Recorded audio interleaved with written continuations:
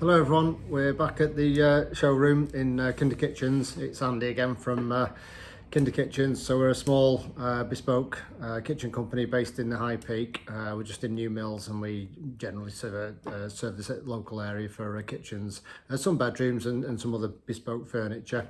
And this is another video about kitchen product. So we're talking, I'm doing a series of videos about units, doors and all the things that make up our kitchens, just to go into a little bit more detail of each one. And today's video is all about cabinets.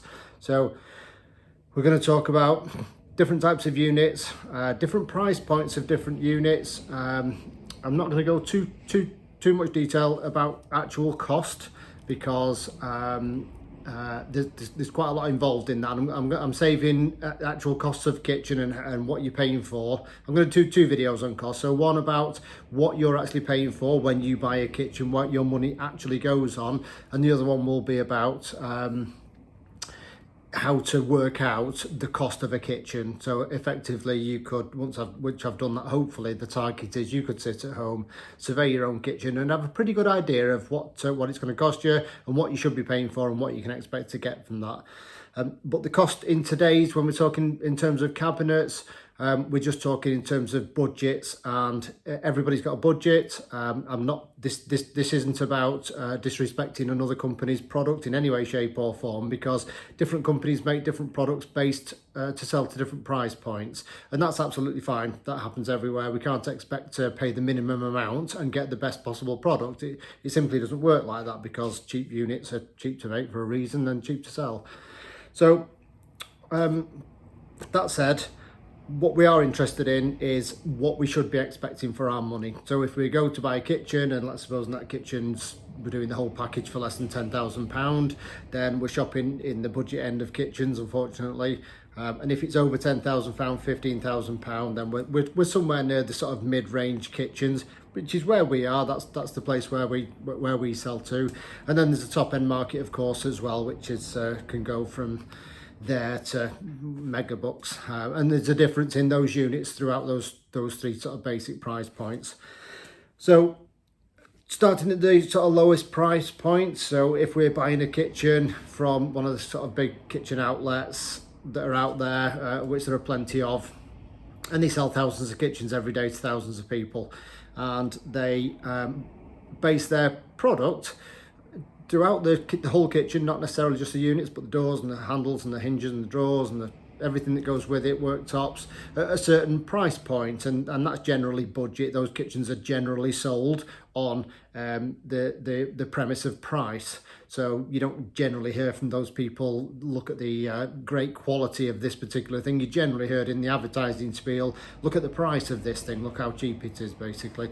And that's fine. It's got, like I say, it's got its place in the marketplace, but it does mean some sacrifices will have been made during the materials that we use for it, and also the construction type that we used for it as well. So that's what we're going to kind of look at today. So if we're shopping at that kind of price point, I'm talking quite broadly, but the sub sort of £10,000 for a kitchen, what you can generally expect from your unit is, first of all, the board construction of the unit itself. So it's made out of chipboard.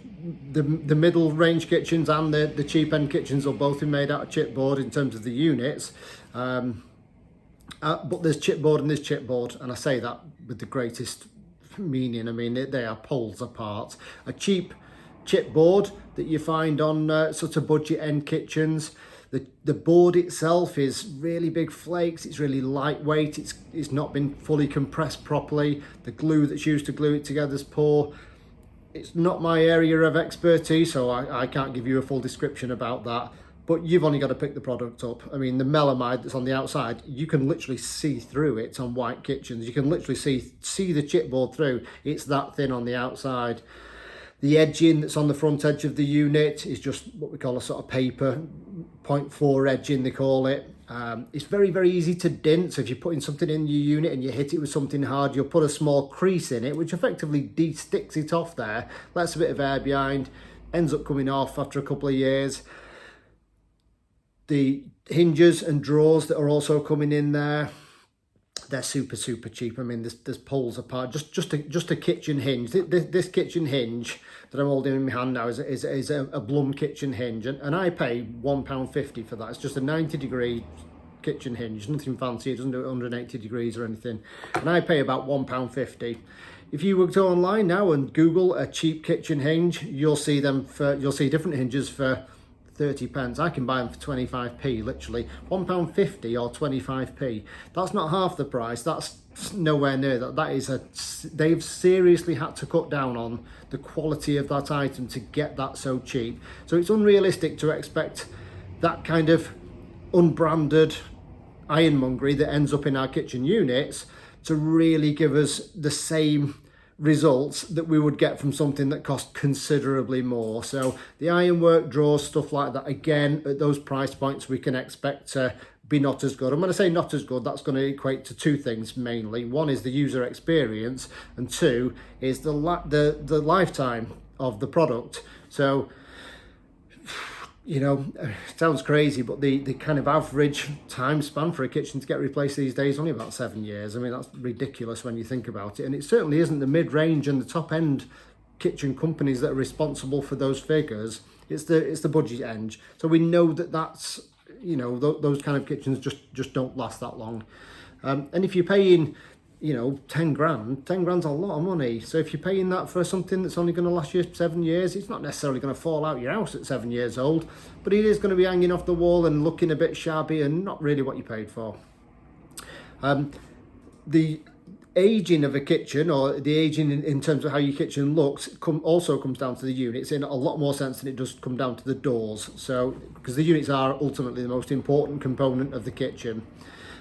So we've got our materials that to use in terms of the board, and of course we don't even put a solid back in a lot of them. They just put hardboard back, so it's in even lesser quality, and that's a huge thing. That's a bad way of doing units. So, but our actual quality of the materials is the first thing. I'm just having a quick look down at my notes here so I don't forget everything. And we've covered that kind of user experience of using lesser quality stuff. And in my other video about doors, which you may have watched, I talk a lot about how a door feels when you open it. It's not just about what it looks like, it's about how you feel when you use it as well. And the hinges and the doors, they all play a part in that. And the unit plays a huge part in that.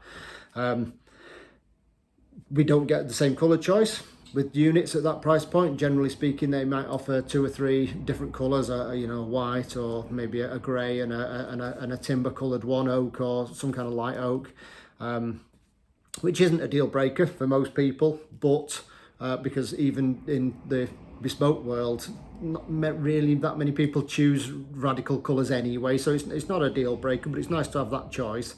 But the material construction certainly is a massive part on how quickly we can expect that kitchen to age, and how, as I say, the user experience will be.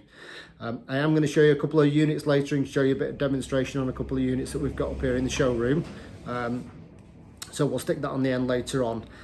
So, but that's what we can generally expect from our budget end units, kind of hardboard back, or sometimes have like a 9mm MDF back in there. And what that does is effectively, if we imagine our units nice and square, if we put a solid back in, an 18mm, if it's an 18mm carcass, we put an 18mm back in there, you get something very rigid, like a picture frame. You can kind of move it like that, but if you put something completely solid in the back of the picture frame, it can't move like, it can't turn into a rhombus. You know, it's stuck in that square position. So that 18mm solid back, you tend to find a lot more in the kind of mid-range kitchens, and the kind of budget end, typically you find something that's been put in there.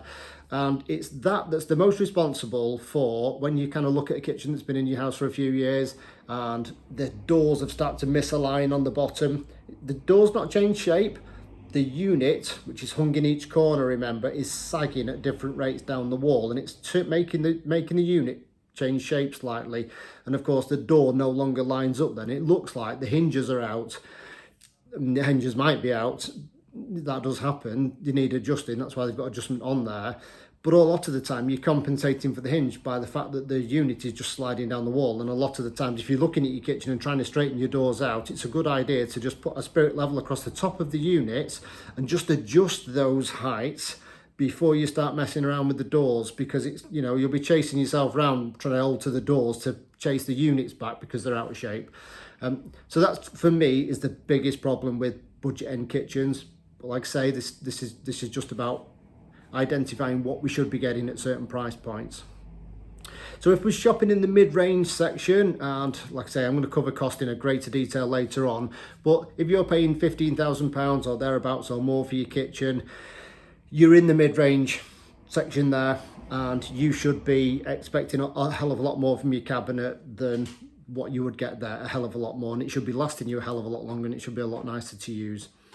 So typically in this sector, we would get, first of all, the materials would be a hell of a lot better. So we can expect Kronospans and Egger. These are board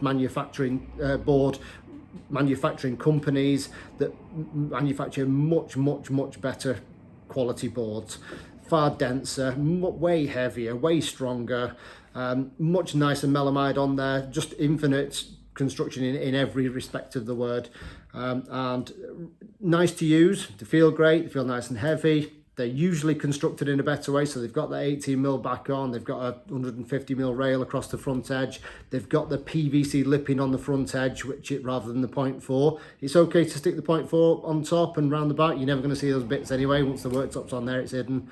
But certainly on that front edge, you would expect to find a decent PVC lipping on there. So when you bang the front of the unit, nothing's happening. You're completely solid. It's going to be absolutely fine. The ironwork that we expect to get fitted in these units, again, we use Blum here all the time for all of our drawers, and I'll show you a demonstration on the unit we've got over there, because we've got a little drawer pack to show you. We use Blum on everything, and they're industry leading. I mean, 70 kilogram drawers, super construction, great to use, feels absolutely fantastic.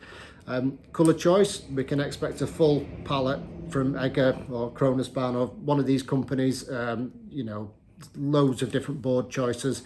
As I said before, you know, I tend to find most people probably stick to about 5 or 6 different colours. There's a light grey for grey doors. Oak coloured units, really popular.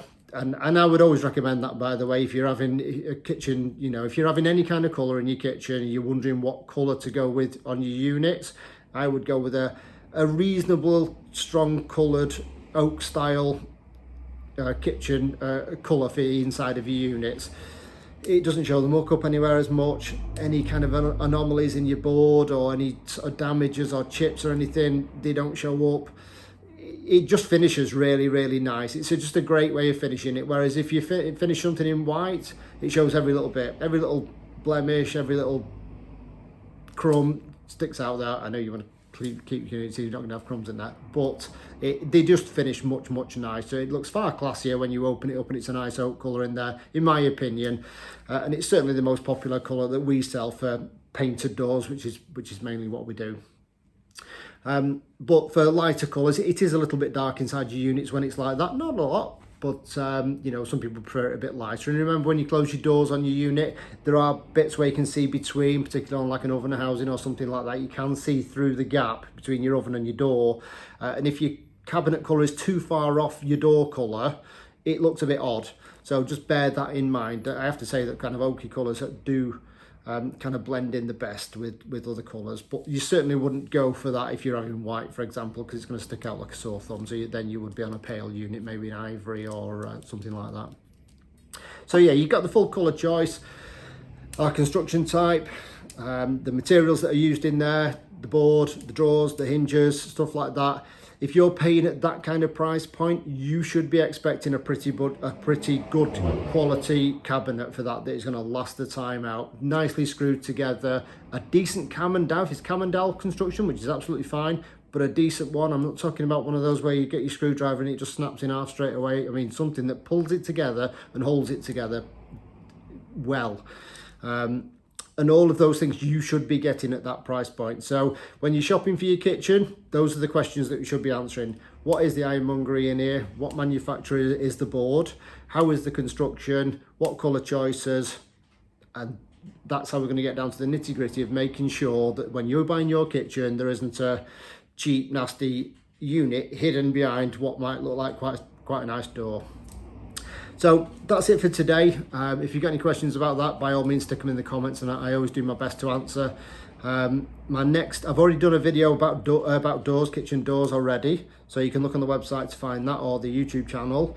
And I'm going to cover everything else. I'm going to try and get through absolutely everything that I think that you guys need to know. I'm going to try and cover it all at some point. My costing video is coming up soon. How much is a kitchen cost? How much does a kitchen cost?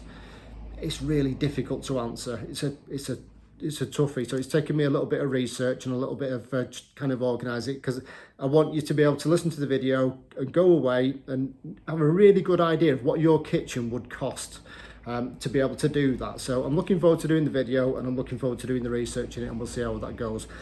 But for now, that's it. Have a great rest of your week, and we'll see you next time.